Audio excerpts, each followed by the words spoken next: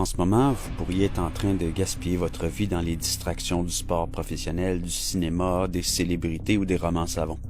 Mais si vous avez choisi de prendre ce temps devant un écran pour visionner cette vidéo, c'est que vous avez préféré vous éduquer plutôt que vous divertir. C'est très honorable. La plupart d'entre nous vivons dans une routine où tous les jours sont identiques, ou presque. Pourtant, notre vie a déjà été une nouvelle aventure à chaque lever du soleil. Les politiciens et les médias de masse aiment chanter que nous sommes libres, mais sommes-nous vraiment libres? Nourriture, eau, terre, les éléments essentiels à notre survie sont devenus la propriété d'entreprises. La nourriture dans les arbres n'est pas pour nous. L'eau potable et le terrain pour nous construire non plus. Si je vous disais « J'ai acheté tout l'air du monde, maintenant vous devez me rémunérer pour en respirer », hein? Vous allez rire de moi, et avec raison. Non, mais pour qui je me prends? Pourtant, vous acceptez de payer quelqu'un pour l'eau et le terrain pour vous construire. Alors qu'en réalité, l'eau et Gaïa appartiennent à tous les êtres de la Terre, tout comme l'air.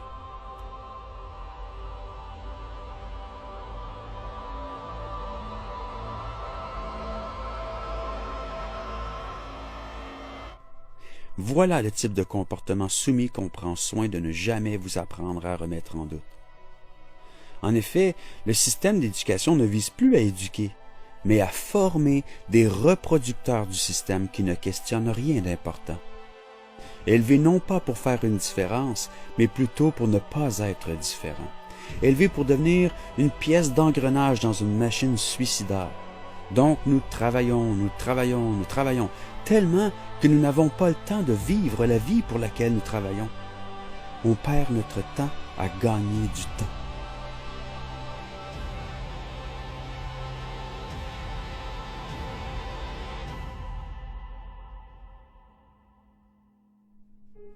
La retraite est la lumière au bout du tunnel, mais pour plusieurs, les économies de toute une vie servent finalement à se médicamenter plutôt qu'à voyager et à se payer du bon temps comme on l'avait prévu.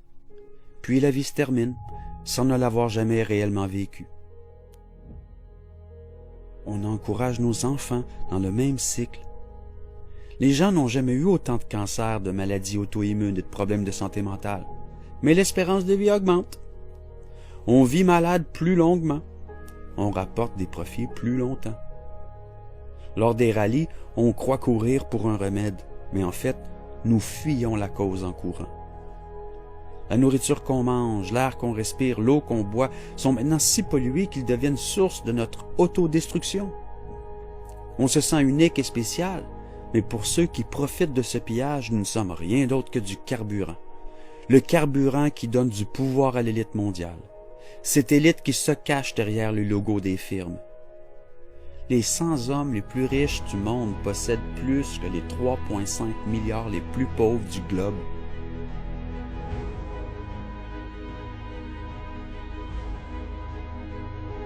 Leur ressource la plus importante n'est pas le pétrole ou l'or. C'est nous. Nous construisons leurs villes, nous manions leurs machines, nous nous entretuons dans leurs guerres. Ils sont des junkies du pouvoir. L'argent n'est que l'outil par lequel ils nous contrôlent. Un morceau de papier nécessaire pour manger, se vêtir, se loger, bref, pour vivre. Ils nous donnent du papier et en retour, on leur donne le monde. Où il y avait des arbres qui filtraient l'air, on a aujourd'hui des usines qui l'empoisonnent. Où il y avait de l'eau à boire, il y a maintenant des déchets toxiques et putrescents. Où il y avait des animaux qui vivaient librement, il y a aujourd'hui des usines qui torturent ces animaux emprisonnés depuis la naissance jusqu'à la mort. La moitié de la planète souffre de sous-alimentation, alors que l'autre moitié gaspille assez pour assurer plus que le minimum à tous et chacun. Mais il faut voir la logique du capitalisme sauvage. Pourquoi alimenter des populations peu exploitables comme les Africains? Alors on les laisse mourir. Au lieu de leur donner les milliards nécessaires à installer un système d'eau potable continental qui améliorera immensément leurs conditions de vie et la santé publique, on leur donne ces milliards à condition qu'ils les redonnent immédiatement à nos multinationales pharmaceutiques en échange de vaccins passés date. Le vaccin à virus vivant contre la polio a paralysé et tué tellement d'enfants en Occident qu'on ne l'utilise plus. Mais on passe le vieux stock en Afrique et en Inde. Nous sommes un cancer détruisant l'environnement et la vie à la vitesse grand V. Tout est devenu marchandise, même vous. Nous sommes en train de vider les océans de son poisson. Qu'adviendra-t-il lorsque nous aurons consommé le dernier poisson ou la dernière goutte d'eau potable, quand nous aurons pollué la dernière bouffée d'air? On réalisera alors que l'argent ne se mange pas. Il n'a pas de valeur autre que celle du papier. Nous ne détruisons pas la planète, on détruit la vie qui l'habite. Ce n'est pas le meurtre de Gaïa, c'est notre suicide collectif. Des dizaines d'espèces s'éteignent pour toujours, à tous les jours. Nous devons comprendre que nous ne sommes pas à part de la nature, nous sommes une part de la nature.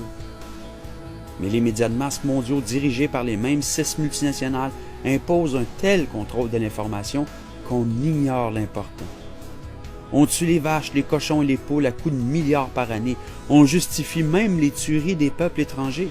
Mais on surprotège nos proches, notre chien, notre chat. Gandhi affirmait qu'on détectait le niveau d'évolution d'une société à la façon qu'elle traite les animaux. Que dirait-il s'il voyait le sort qu'on réserve aux Palestiniens dans la passivité? Que ce soit le Vietnam, l'Afghanistan ou l'Irak, depuis des décennies déjà, les guerres n'ont plus de gagnants.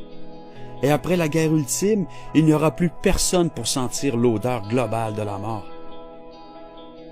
Malgré que nous soyons tous uniques, nous sommes tous liés par des points communs indéniables. On a tous besoin de rire et d'amour, on cherche tous le bonheur. On nous enseigne que le but de la vie est de travailler pour s'acheter des frivolités. En l'absence d'opinions contraires, on finit par le croire. Ainsi, on accepte d'échanger notre vie contre ces frivolités. C'est la parabole de vendre son âme à Satan. Échangez votre vie et votre âme éternelle pour du matériel éphémère. Mais les humains les plus heureux sont pourtant ceux qui possèdent le moins. Tous les guides spirituels, que ce soit Jésus, Mohamed, Gandhi, Bouddha, etc., ont tous dû abandonner leurs biens matériels pour arriver à cette sagesse qu'on valorise toujours des milliers d'années plus tard. Juste à constater la masse d'antidépresseurs consommés en Occident témoigne que le luxe matériel n'apporte pas le bonheur. Nous idéalisons des gens que nous n'avons jamais rencontrés. On finit par prendre la fiction pour la réalité. On est déconnecté. Nous attendons qu'un leader apporte le changement sans jamais penser à se changer nous-mêmes. On a besoin de leaders, pas de politiciens. Mais dans ce monde de moutons suiveux, on a oublié d'être nos propres bergers. L'illusion du libre arbitre consiste à 200 variétés de bière et 500 chaînes de télé, mais de 2 seuls choix de partis politiques. Les élections sont comme tirées à pile ou face, mais ce sont les 2 côtés d'une même médaille. C'est pourquoi rien de fondamental ne change, élection après élection, et le monde reste le même suicide collectif déguisé en progrès. Les politiciens ne nous représentent plus. Ils sont à la botte de la grande entreprise. Oui, la grande entreprise, cette entité dotée de la vie éternelle, sans corps à incarcérer ni âme à sauver. Notre monde est en train de s'écrouler. C'est un massacre d'indifférence et d'exploitation motivé par l'égoïsme et la paresse, mais surtout par le sentiment d'impuissance. Le jeu de l'élite ne consiste donc pas à prétendre que le monde est beau.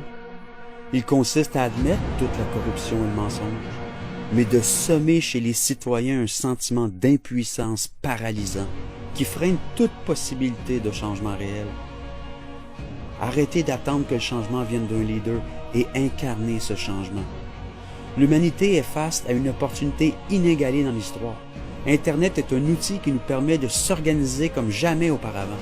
C'est pourquoi les gouvernements s'acharnent contre nos libertés sur le web. Vous pouvez utiliser votre écran pour fuir la réalité et ignorer l'autre, mais on peut utiliser Internet de façon très constructive. La baisse d'audience de 40% dans la dernière décennie pour les grands médias en est une preuve parmi tant d'autres. La connaissance et l'éducation sont le pouvoir. L'humanité n'est pas arrivée à des grandes merveilles comme les symphonies et la tour Eiffel en restant assis à se distraire. Nous sommes arrivés à de tels accomplissements en travaillant ensemble, malgré nos différences de couleur de yeux ou de cheveux.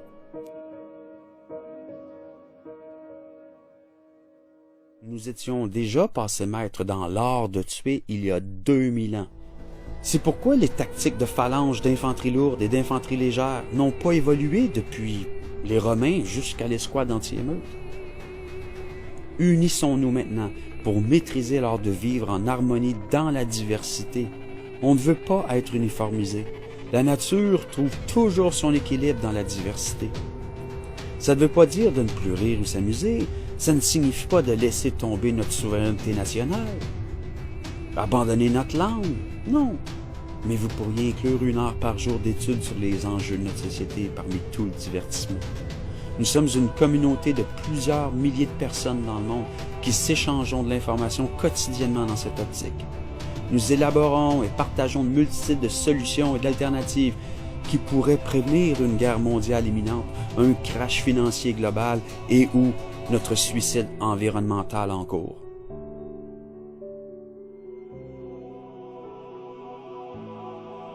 Étienne Chouard, Pierre Rabhi, François Asselineau, Noam Chomsky, Michel Colomb, Amir Kadir, l'équipe de Méta TV, Marc Joutier, Naomi Klein, Agence Info Libre, Mediapart, Michel Choslewski, Thierry Messin, etc., etc.